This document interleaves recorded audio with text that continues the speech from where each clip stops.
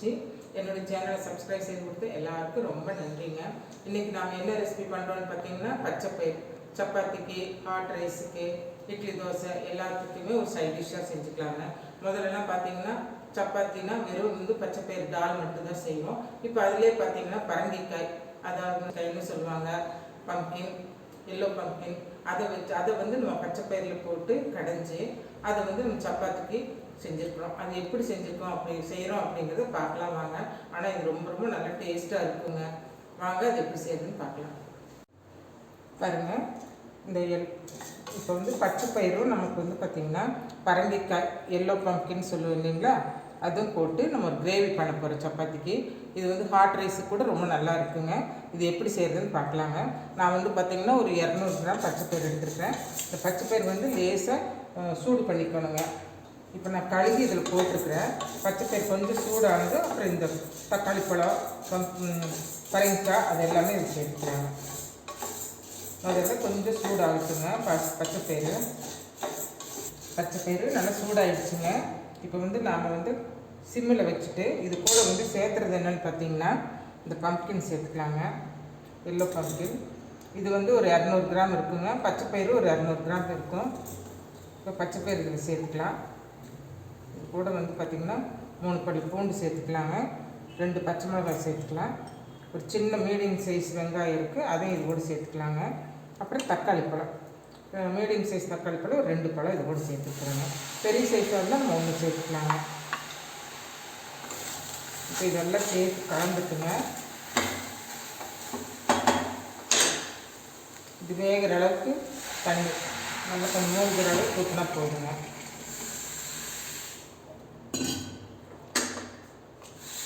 மூழ்கிற அளவுக்கு தண்ணி சேர்த்துட்டு கொஞ்சம் மஞ்சள் பொடி, உப்பு சேர்த்து வேக வைக்கணுங்க.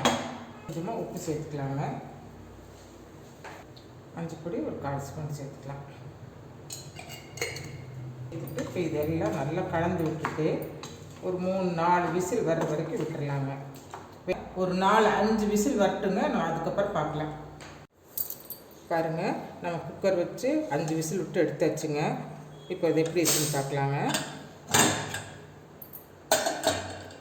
பாருங்கள், பச்சைப்பயிறு, பம்ப்கின் நம்ம இதில் போட்ட எல்லா பொருள்களும் நல்லா வெந்து குழஞ்சிருச்சு. இப்போ இதை என்ன பண்ணணுன்னா, நம்ம ஒரு மத்தோ இல்லைன்னா ஒரு மேஷரோ ஏதாவது ஒன்று வச்சு நல்லா மேஷ் பண்ணிக்கணுங்க.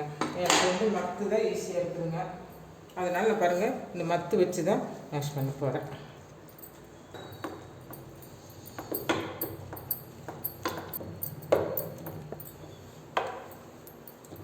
பாருங்கள், நம்ம இந்த அளவுக்கு தான் கடையணுங்க. நம்ம ரொம்ப நைஸாலாம் இந்த பச்சைப்பயிர் கடையக்கூடாதுங்க. பாருங்கள், இந்த அளவுக்கு இருக்கணும். பார்த்தீங்களா, இந்த அளவுக்கு இருக்கணும். ஆனால் இது கொஞ்சம் திக்காக இருக்குது. நம்ம தாளிக்கும் போது எவ்வளோ தண்ணி தேவையோ அவ்வளோ தண்ணி நம்ம இது சேர்த்துக்கலாங்க. இப்போ இந்த பச்சைப்பயிர் நம்ம தாளித்து விட்டுடலாங்க. அதுக்கு பார்த்திங்கன்னா ஒரு குளிக்கரண்டி எண்ணெய் சேர்த்துக்கலாம்.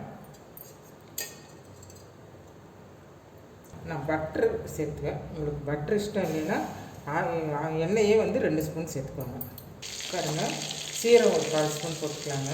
இப்போ நம்ம வெங்காயம், ஒரு மீடியம் சைஸ் வெங்காயம், அப்புறம் ஒரு பச்சை மிளகாய், ஒரு வரமிளகாய், 2மே தாளிக்கிறது போதும்.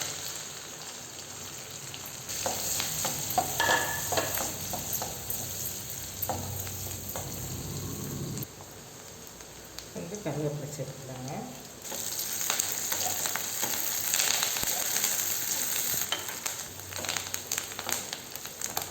வெங்காயம் பாருங்கள், இந்த மாதிரி லைட்டாக ப்ரௌன் கலர் ஆனதும் நம்ம பச்சைப்பயிர் கடைஞ்சி வச்சுருக்கோம் இல்லைங்களா, அதை நம்ம இது கூட சேர்த்துக்கலாங்க.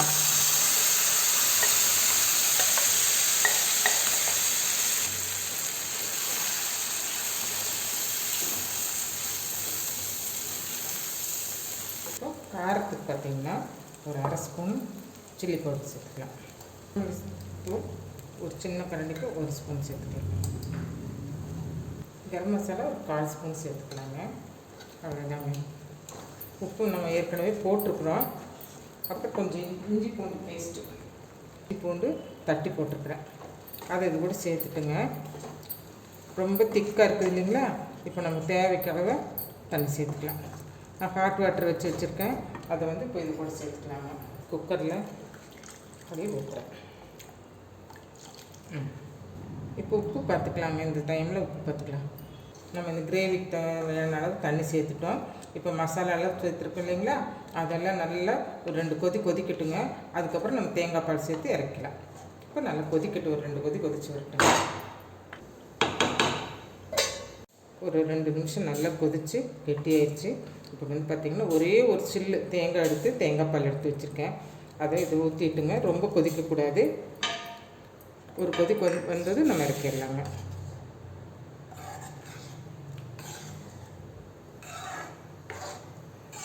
ஹை ஃப்ளேமில் வச்சுருக்கிறேன். இது ஒரு நல்ல கொதி வரட்டுங்க, இறக்கிடலாம். தேங்காய் பால் ஊற்றி ஒரு நல்ல ஒரு 2 கொதி கொதிச்சிருச்சுங்க. இப்போ நம்ம இறக்கிடலாங்க. இப்போ இது தலை தூவி இறக்கிடலாங்க. இது பாருங்கள் ரெடி ஆயிடுச்சு. இப்போ இது வேறு பாத்திரத்துக்கு நம்ம மாற்றிக்கலாங்க.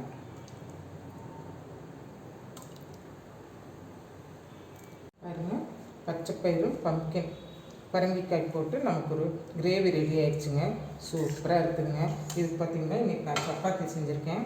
சப்பாத்திக்கு தான் இது செஞ்சுருக்கேன். இது வந்து ஹாட் ரைஸுக்கு கூட ரொம்ப நல்லா இருக்குங்க. பச்சைப்பயிர் பிடிக்கிறவங்க தோசைக்கு வச்சுக்கலாம், இட்லிக்கு வச்சுக்கலாம். ரைஸ் சூடாக சாப்பாடு செஞ்சு அதுக்கு இது வச்சு சாப்பிட்லாம். பாருங்கள், நான் சப்பாத்தி பண்ணியிருக்கேன். இன்றைக்கி சப்பாத்திக்கு தான் இது வச்சு செஞ்சுருக்கேன். இது இன்னும் கொஞ்சம் நேரம் போனால் கொஞ்சம் கெட்டியாகுங்க. அதனால தான் நான் கொஞ்சம் லூஸாக வச்சுருக்கிறேன். பாருங்கள், ரொம்ப சூப்பராக வந்திருக்குதுங்க. இதே மாதிரி நீங்கள் இதே அளவுகளோடு செஞ்சு பாருங்கள். இந்த வீடியோ பிடிச்சிருந்ததுன்னா இந்த வீடியோக்கு ஒரு லைக் பண்ணுங்கள், ஷேர் பண்ணுங்கள், கமெண்ட் பண்ணுங்கள், சப்ஸ்கிரைப் பண்ண மறந்துடாதீங்க. மீண்டும் ஒரு புதிய வீடியோவில் சந்திப்போம். நன்றி, வணக்கம்.